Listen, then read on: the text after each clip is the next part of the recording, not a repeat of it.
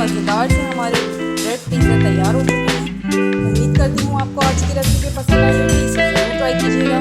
बच्चों के lunch time के लिए भी बहुत अच्छा है ये, और शाम की चाय के साथ। मिलेंगे नई रेसिपी के साथ। ओके, अल्लाह हाफिज़।